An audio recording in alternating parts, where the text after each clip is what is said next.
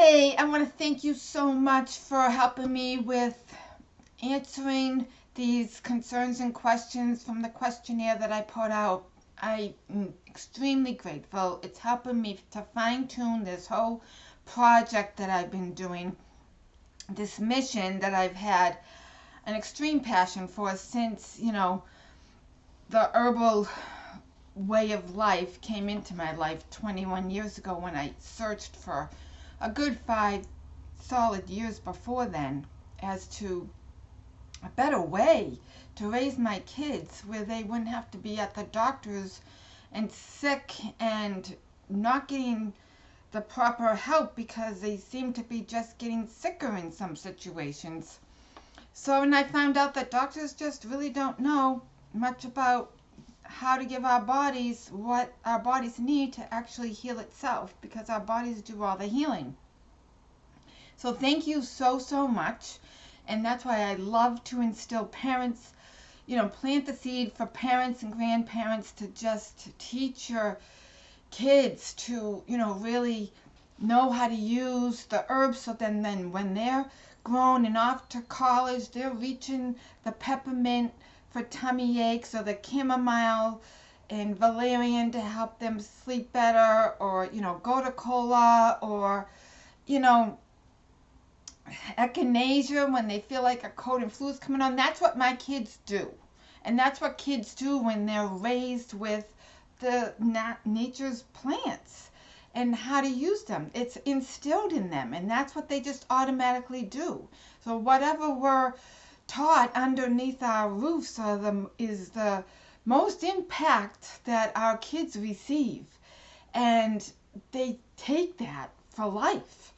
And we want to make that as such as a good impact that we can, in a positive way and not a negative way. So the world is not the easiest place to live in right now, and so any way that we can help to lower the risk that our kids are, the statistics are horrifying as to our kids' generation and what they're in for as far as health. So if we can help turn that around by bringing it into the home, then that is my mission accomplished. So one of them anyways. So my questions and answers, I have a handful here that I would like to share. First of all, the concerns. So one big concern is about alcohol being included. So yes, we do use alcohol in tinctures. So personally, I like to make some really yummy cordials, and I love using alcohol in my tinctures because it extracts all the plant components that do the best for our bodies to help it heal itself. It really gives, there's a lot of plants that aren't water soluble, or a lot of, resinous material that's in the plants that you cannot extract with water. So you need the alcohol to do so. You can get rid of the alcohol by just putting that tincture in some hot boiling water, and the alcohol will just evaporate away. You still have a taste of the alcohol there. So if you have an addiction to alcohol, that could, provoke that addiction.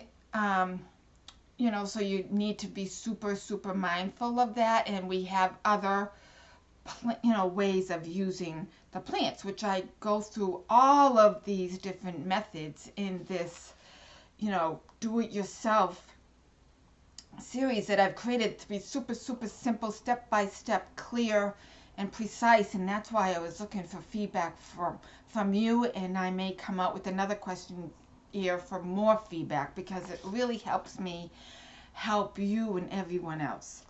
So there's you can use oils, you can use vegetable glycerite, there's vinegar, there's other ways that we use herbs with different bases in order to get them to be more than just a powder or a plant. But even just the powder and the plant, we throw them in smoothies, we throw them in our sauces, we use them in our cooking, and it's our everyday life to help it make that much more easier and simpler. And it's super simple and very, very time saving. It's just a matter of swapping things out and changing your habit. But it's very doable, believe me. I did it. 21 years ago, I did it. And I have many friends that also did it. And I don't even know what a drugstore is. Like, the only thing I go in there for is to buy Band-Aids. So to not have to call the doctor for sick visits and to not have to be spending money at the drugstore, I'll take it. I'll take it. We don't call the doctor for sick visits. Very, very rarely is there a phone call made to the doctor's office besides, a checkup to make sure, see where our bodies are at. So, effectiveness, I kind of went through that, right?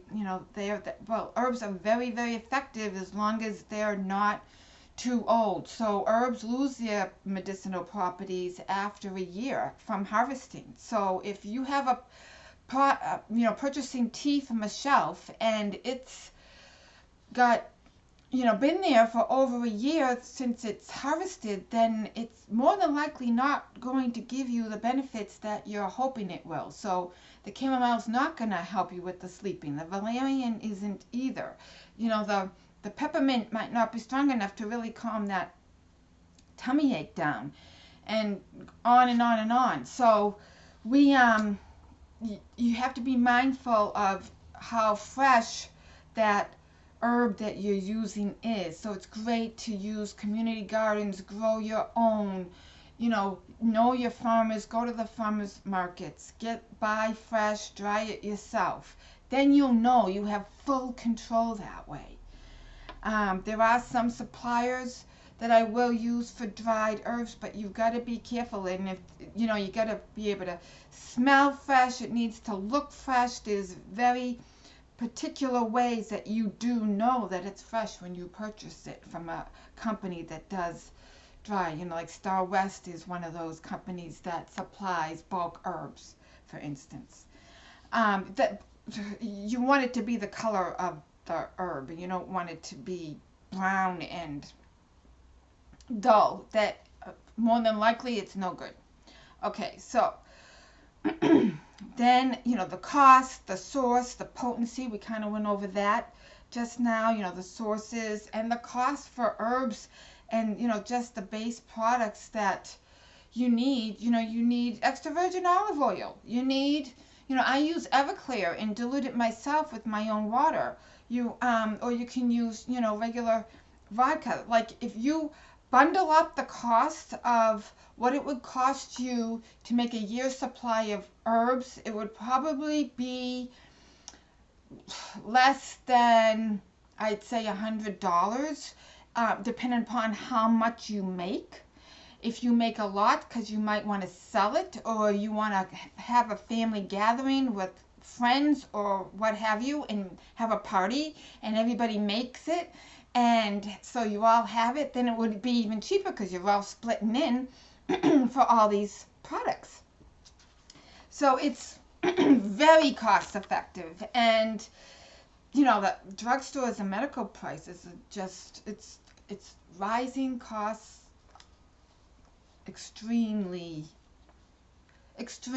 high, marketed up. Like the cost even for herbal products and natural products that are now under the drug pharmaceutical control, but they're not training people how to actually use them and take them properly.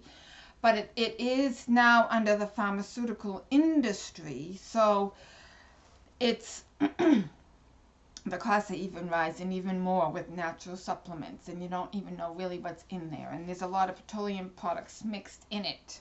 So be mindful. The AMA, with Rockefeller back in 1910, declared that the holistic medicine would never be a part of the American Medical Association. So just keep that in mind. Okay, so then there's some questions that I wanted to get through. As a natural sun protection and bug spray without heavy scents. So natural sun protection Cocoa butter, just the raw form of cocoa butter, is an SPF 15. Clean, raw form of cocoa butter. You don't need extra ingredients in it. You can just use that. Melt it down a little bit on the stove. If it's hot out, it'll probably do the melting on its own with the sun. And put that on your skin. And it's safe for your face. It's great for the face. We use it for skin. The perfect cream. I use cocoa butter in my, facial products. And bug spray, depending upon what bugs. So lavender is great for black flies. Citronella is good. I would use like the essential oil of different things. Lavender, you can switch it up. Peppermint is great as mosquitoes, like even in pools of water, just standing water, you can put a drop of peppermint essential oil. Yeah, so there are different ways, and those are natural scented.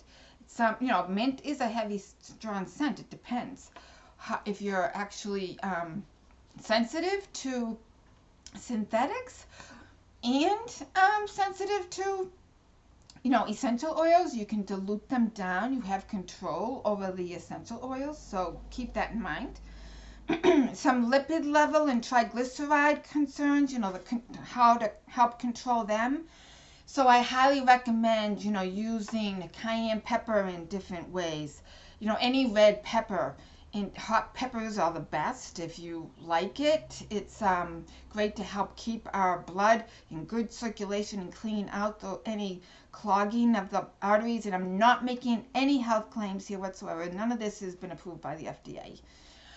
Burdock root is also great blood cleanser. Safflower oil is really good to be using for all your cooking and for that control to help with your triglycerides and lipids. And then there's evening primrose oil and seeds. You can even just crush up the seeds and put them in your baking, or put it in with your salt and make your own flavored salts. Get creative, and that's what I'm doing in this series, and it's making it really, really fun, which it should be. We should be having fun and kitchen bonding in the kitchen. Everybody bonds in the kitchen with cooking, and when you bring the herbs and all of this into play, it makes it that much more funner. And wow, we're really taking care of our bodies in a really great, fantastic way, so it can heal itself, rather than the processed foods and all the stuff out there that our body's constantly battling with, trying to maintain the blood pH of a 7.365 pH level inside our blood, and just creating that homeostasis. So the more junk we put in, the more our body has to work harder, and sometimes those liver and kidneys go into failure, and that heart fails because we out of balance too much. Or, we're all gonna keel over one of these days. But let's be healthy and feel alive and good while we're alive. And that's what I'm doing. So then, dry skin cream. All right, so dry skin. If you are having a dry skin issue, I highly recommend hydrating with really good water. And, using extra virgin olive oil on your skin is wonderful for dry skin. Using, calendula, emollient, to name a couple herbs, really good emollient or herbs to help with, dry skin issues. There's so much out there, and we're going to be going through that as well. But yeah, even honey will help dry skin. You can use it on your face. But I highly encourage hydrating. There are great, emollient. Even the marshmallow leaf is highly emollient. So there's such fun herbs out there to help with all these issues that we have. That's what they're there for. The plants came here before us. At least that's what I was taught. So Okay, then pine needle tea I'm going to do. Somebody really wanted me to, talk about pine needle tea. Well, I'm going to do another video about pine needle tea. And that video will show you exactly what pine needles to use and how to make it. And you can harvest that easily yourself and do it. So don't be paying lots of money for pine needle tea because there's no reason for it. You can actually have it for free. All you need is water and pine trees. You just need to write the correct pine trees, and I'll let you know those. So that was the handful of questions that I wanted to go over through this video, and I express my gratitude again. I hope anybody that did, if you answered those questions, and I gifted you the dandelion flour cookie recipe, I hope you let me know if you tried it out and if you liked them. So it's always fun to get feedback from others to see what's working and what's not and what we can make better. So we're all in this world together to help each other, and that's what it's all about, is to help each other. So let me know how else I can help you, and I will be sharing this huge project more with you in the next few days. So have a wonderful, wonderful day, and thank you for being a part of my world.